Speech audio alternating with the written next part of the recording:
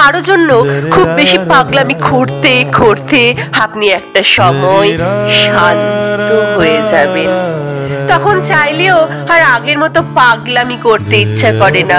একটা সময় যে মানুষটাকে দেখার জন্য আপনি ব্যাকুল হয়ে থাকতেন, কিংবা যার সাথে কথা বলার জন্য আপনি দীর্ঘ সময় অপেক্ষা করতেন, খেয়াল করে দেখবেন সেই মানুষটার সাথে দেখা হয় না বহুদিন। শেষবারের মতো কবে সেই মানুষটার সাথে দেখা হয়েছিল মনে নেই আপনার সেটাও।